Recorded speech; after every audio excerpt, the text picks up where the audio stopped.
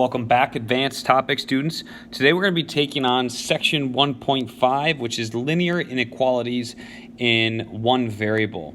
You'll note here this amazing drawing by one of my former students, so thank you, Victoria, for that drawing.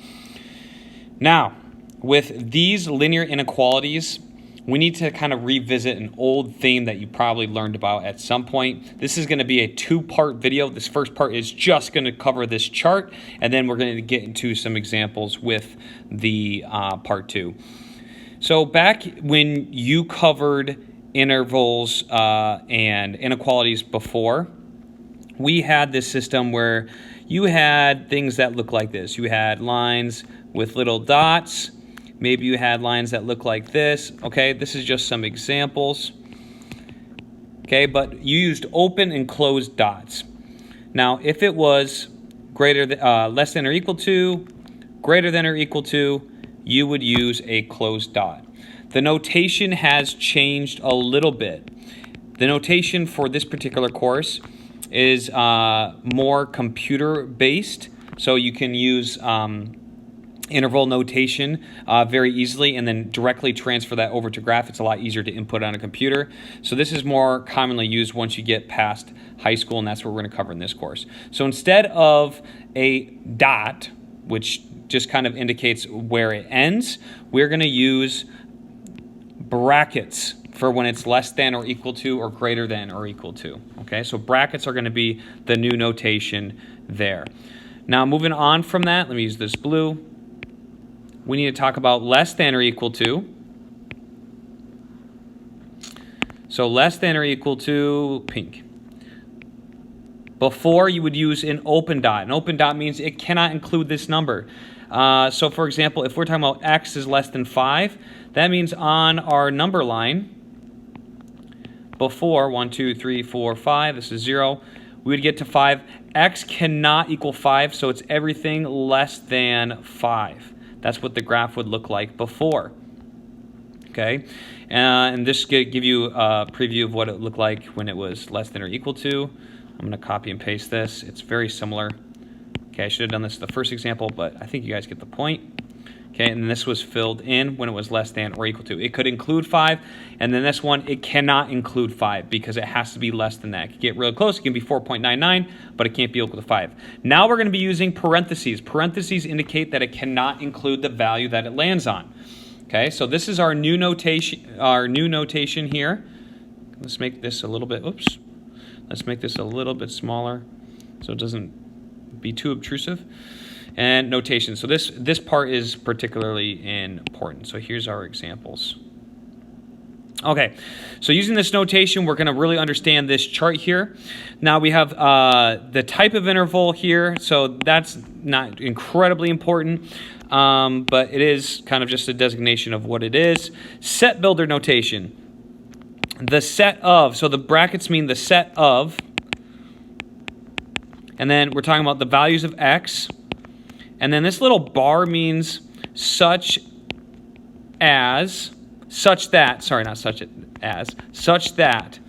Okay, so it's just kind of like fancy lingo for how you would write it out in mathematical terms.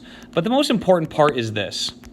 Okay, this inequality is what you're going to be seeing the most. So this is, in my course, this is the main emphasis, this part here, that you understand. But in terms of usefulness, I would say interval and graph are probably the most useful in terms of practicality and understanding something right away.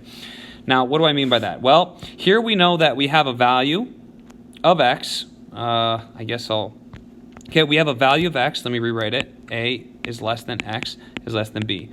So a value of x has to be greater than a, but it has to be less than b, and it cannot be equal to either one of those things.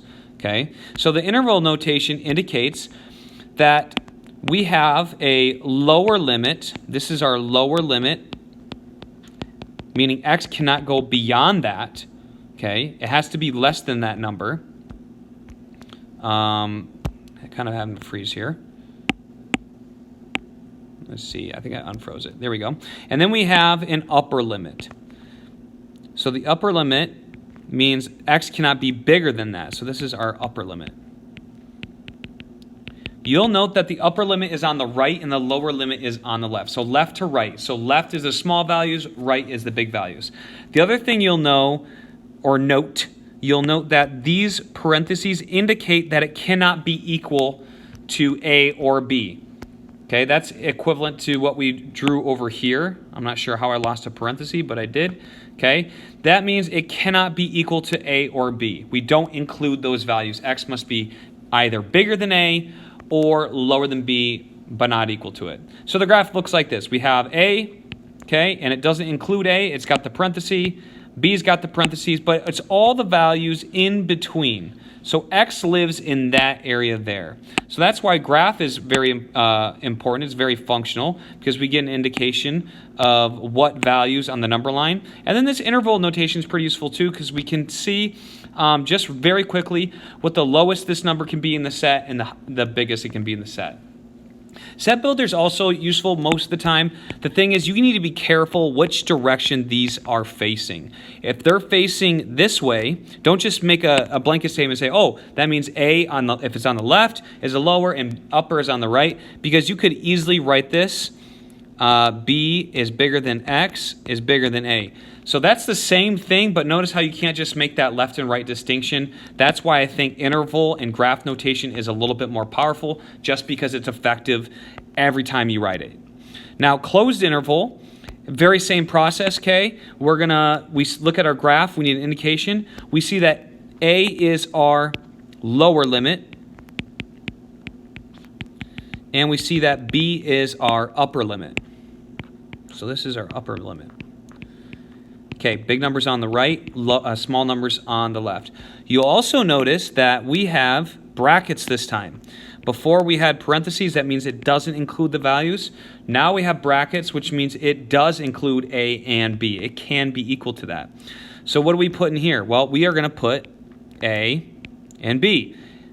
Okay, like we said, A is our lower limit. It can't get any smaller. X, the values of X cannot be any smaller than A. And then our upper limit was B, meaning it can't be any bigger than B.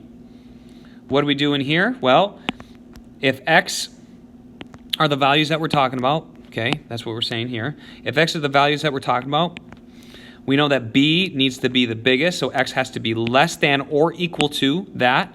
And then A, it can't be any smaller than A, so it's got to be greater than. X must be greater than or equal to A. Okay, so that is what you call a closed interval, meaning it can be equal to it. Half open or half closed interval. So here we have, it's very similar. Okay, we see that A is greater than or equal to A, meaning it can be equal to A. That's why you see the bracket here, because it can be equal to A. So over here we have A. This is our lower limit. I put it on the left because it's on the left here. Lower limits go on the left. What do I mean by lower limit? It cannot be any smaller than that number. Upper limits go on the right. It can't be any bigger than that. You'll notice here that it again, well, not again, but this time it's a parenthesis, which means it cannot be equal to B. It has to be less than, but not equal to B. So that's how we do that one. Okay, so our next one. Just a reminder before you leave. Our next one is going to be a half open. Hopefully you were able to pick up from your mailboxes as well. We got some interruptions on the scene here. I think we'll be okay. Hold on, we're gonna write it out. Give me a moment. Sometimes you don't plan on that. But the beginning of this video is going so well. I'm just gonna wait for it. I'm not gonna redo this video. I really think I'm in a good groove here. So we're just gonna keep going. So here we have. Oh my gosh, still going. But you really helped us. So look here, we have less than. We have less than or equal to. It's basically the same thing here. I want to wish everyone a very happy, well-deserved long Labor Day. Okay, we got it. Labor Day tomorrow, this weekend. Great. So here we have. Hopefully you guys didn't hear too much of that. Here we have the lower limit is A, but it cannot be equal to A. So what do we do here? We need to just follow suit. We put a parenthesis and we put a bracket. We put A on the left, we put B on the right. B is the upper limit, Is that always going to be the case? No, you always need to look at a case-by-case basis. And then what color should I use? I guess I'll use this green. This is kind of cool color. And then it's in between. That's the values in between. So that's how we do that one. It's just kind of like the opposite of the one above. All right, so moving on, we're getting a little bit more complex. Hope you guys you've stuck with me so far. I really hope so. This one's a little trickier. Okay, we're going to need 2 of these. So the first one is we are going to need, okay, let's do our A one. So you'll see this. This means union. That means we're talking about both. So this is and when we're talking about union. Okay, we're talking about, actually this is or, the word or. So this one or this one can be true. All right, so don't be too caught up in this. The main thing is you're just going to graph both of these, okay? We can get into the nuance of and in a little bit, but don't worry about that just yet. So we need to understand what this means. We're talking about the values of x that are lower than a. So the values of x that are lower than a. So a is bigger than x. Can it be equal to? Can it be equal to x? It cannot be equal to x. Okay, so we need the values that are smaller than x. And that's why we have it written right there. But we can also have the values that are bigger than b. So we have x is bigger than b. I'm going to stay a little consistent here. I'm going to put, whoops. My little answer popped up. X is bigger than b, and it's or. As I said earlier, it is or. So x can be bigger than b, or x is less than a. Okay, that one's a little bit tricky, but just know that it can be either this or that. And it can't be equal to either of those values because of the brackets, or not the brackets, the parentheses. Last couple, we have x is bigger than a. So a is the lower limit. I know you're like, oh, a is on the right here. Remember what I said. You can't just go based on the set builder notation. We got to go based on what it's saying. We're talking about the values bigger than a. So a is the lower limit. We'll put a there. Now, what does this go up to? If it doesn't say, it has an end. Notice how there's no b, there's no other number preventing x from getting big. So this is going to go to infinity. So our lower limit we're going to put here as a. It can't be equal to a, but that's our lower limit. And this goes on forever. Let me get my green. This goes on forever. So I'm going to put an arrow here to indicate that it goes on forever. Very similar with the next one. The only difference is it can include a. See here, it can include it. It's got the bracket. So we're going to say x is greater than or equal to a. A is my lower limit. I don't know why I changed to pink, but hopefully you get me. But it's the same deal. It keeps going in this direction, goes to positive infinity.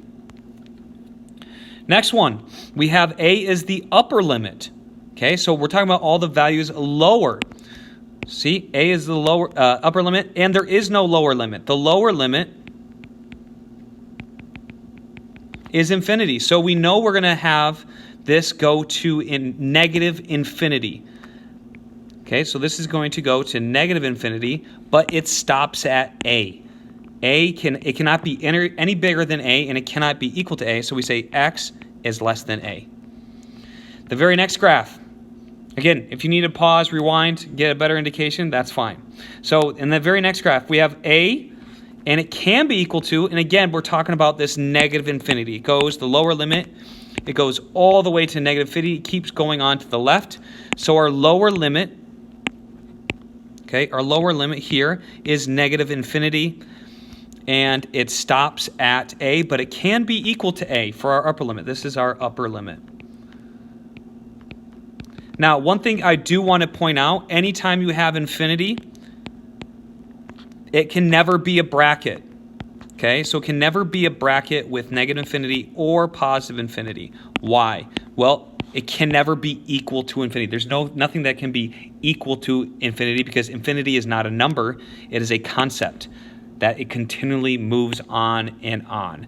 So x is less than or equal to, this time it can because of the bracket here, that it can be equal to. So that's why we have that. X is a real number. This is when we have negative infinity to positive infinity. Again, I know can't be equal to it.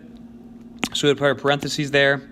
And this is a graph that looks like this, arrows in both directions. Stay tuned for part 2. We go over some examples. Sorry for that interruption in the middle. Again, fast forward, rewind, pause to help you understand this. And I'll see you next time for part 2. Thanks for watching.